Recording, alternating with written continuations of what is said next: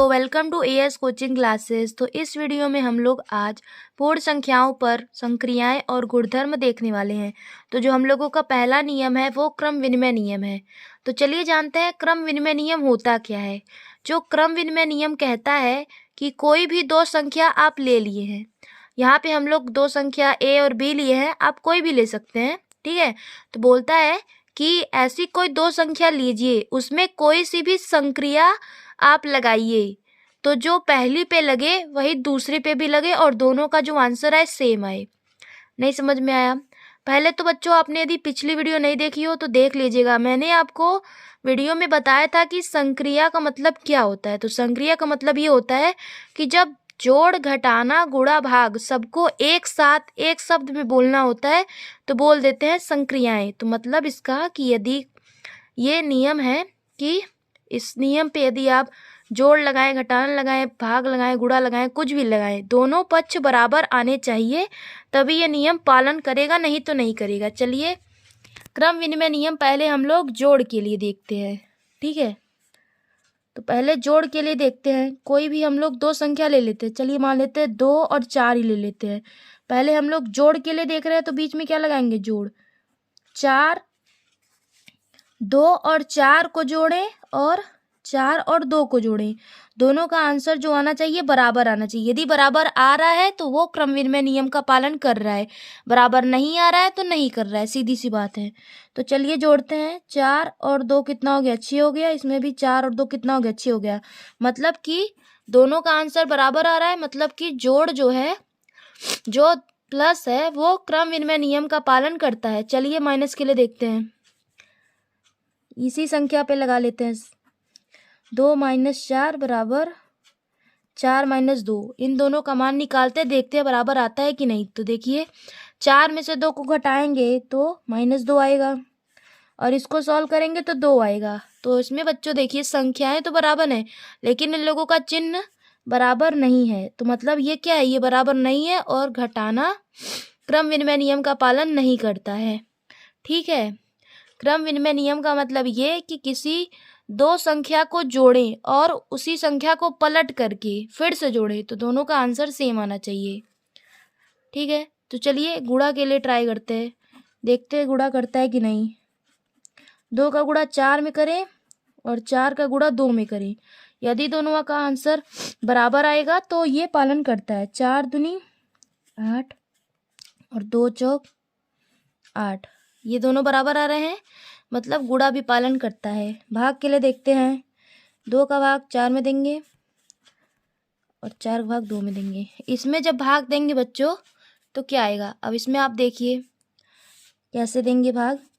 4 का भाग इसमें देना है 2 में, तो दशमलव लगाएंगे यहाँ पे और इसमें 0 बढ़ा लेंगे और 4 पंचे 20, ये कट गया। इसका आंसर क्या आया है? 0.5। और इसका यदि 2 का भाग 4 में देंगे तो 2 आएगा। ये देखिए 0.5 आ रही है, ये 2 आ रहा है, मतलब कि ये दोनों बराबर नहीं है। तो मतलब हम लोगों का पालन क्या क्या कर रहा है? क्रम विनिमय नियम का पालन सिर्फ 2 ही लोग कर रहे हैं, एक तो जोड़ कर रहा है और एक गुणा कर रहा है, ठीक है। तो यही है क्रम विनिमय नियम का मतलब कि कोई भी दो संख्या आप लीजिए और दोनों को चाहे गुणा करिए चाहे जोड़िए, पहले एक बार सीधे सीधे रख के जोड़िए, उसके बाद एक बार पलट के जोड़िए। देखिए एक बार इसको सीधे रखा गया फिर पलट के जोड़ा गया, आंसर सेम आ रहा है, मतलब ये पालन कर रहा है। इसमें भी देखिए एक बार सीधे रखा गया है फिर इसी चीज़ को ऐसे पलट के रखा गया है और आंसर सेम आ रहा है, मतलब ये पालन कर रहा है। तो यही है, ठीक है, यही नियम है। अगला नियम, चलिए अगला नियम देखते हैं। अगला नियम जो बच्चों है हम लोगों का साहचर्य नियम है और इसे इंग्लिश में एसोसिएटिव प्रॉपर्टी कहते हैं, ठीक है। इस नियम में बोला जाता है कि इसमें 3 संख्या ली गई है, एक ए बी सी। पहले बोला है कि ए और बी को जोड़ने के बाद सी को जोड़ें और इसमें बोला है कि ए को पहले ना जोड़ें, पहले बी और सी को जोड़ने के बाद उसमें ए को जोड़ेंगे और आंसर यदि बराबर आ रहा है तभी ये साहचर्य नियम का पालन करता है। तो ठीक है, हम लोगों को क्या अभी अभी देखे हैं, हम लोग अभी अभी निकाल के देखे हैं कि जो जोड़, घटाना, गुणा, भाग में से जोड़ और गुणा ही पालन करता है। तो चलिए इसमें भी देख लेते हैं, क्या इसमें भी ऐसा ही है? क्या जोड़ और गुणा ही बस पालन कर रहा है कि घटाना और भाग कर रहा है कि नहीं कर रहा है? तो चलिए पहले देखते हैं। पहले हम लोग जोड़ के लिए लेते हैं, कोई दो संख्या ले लेते हैं। चलिए हम ले रहे हैं 1 2 3 ले रहे हैं, ठीक है। तो पहले इसी में रखेंगे, यहाँ पे रखेंगे 1 + 2 + 3, इसमें भी रखेंगे 1 + 2 + 3। इसमें पहले जोड़ना है और इसमें बाद में जोड़ना है, ठीक है। इसको पहले जोड़ लेते हैं, 2 और 1 3 + 3, इसमें जोड़ लेंगे 1 + 2 और 3 कितना हो गया, 5 हो गया। इसमें जोड़ेंगे 3 3 6, इसमें भी जोड़ेंगे तो 3 3 6। मतलब ये आंसर क्या आ रहा है, आंसर देखिए क्या आ रहा है बच्चों, बराबर आ रहा है। मतलब कि ये पालन कर रहा है, क्या कर रहा है बच्चों, ये नियम का पालन कर रहा है। चलिए जोड़ तो हम लोगों का कर रहा है, घटाना देखते हैं। घटाना बच्चों नहीं करेगा, क्योंकि जैसे पिछले वाले में नहीं हुआ था कि जोड़ और गुड़ाई कर रहे थे, घटाना और भाग नहीं कर रहा था, वैसे इसमें भी है। चलिए एक बार प्रूफ करके भी देख लेते हैं। 1 - 2 - 3 = 1 - 2 - 3। पहले इन लोगों को घटाना है, फिर इन लोग घटाना है। इसको पहले घटाएंगे तो क्या आएगा, 2 में से 1 जाएगा -1 और -3 है। इन लोगों को जोड़ देंगे क्योंकि माइनस माइनस जुड़ता है, तो आएगा क्या, -4। और इधर सॉल्व करेंगे तो क्या आएगा, 1 ऐसे ही रहेगा, माइनस है तो ऐसे ही रहेगा। और 3 में से 2 जाएगा तो 1 आएगा, लेकिन माइनस में आएगा। इसका गुणा इसमें कर देंगे तो माइनस माइनस प्लस और 1, और फिर जोड़ेंगे तो क्या आएगा, 2। और इधर क्या है, -4। -4 -2 आ रहा है। क्या ये दोनों बराबर है, ये बराबर नहीं है। मतलब क्या, घटाना पालन नहीं कर रहा है। ऐसे गुणा का देखेंगे तो वो करेगा और भाग का देखेंगे तो वो नहीं करेगा। इन दोनों को आप घर पे ट्राई करके देखेंगे और कमेंट बॉक्स में बताएंगे कि कर रहा है कि नहीं कर रहा है। वैसे ये नियम है कि क्रम विनिमय नियम और साहचर्य नियम गुणा और जोड़ ही पालन करते हैं और घटाना और भाग नहीं करते हैं। फिर भी आप एक बार घर पे आराम से बैठ करके चेक कर लीजिएगा, ठीक है। ठीक है, तो अगला जो हम लोगों का नियम है तत्समक अवयव, ठीक है। तत्समक अवयव, और इसे इंग्लिश में बोलते हैं आइडेंटिटी एलिमेंट।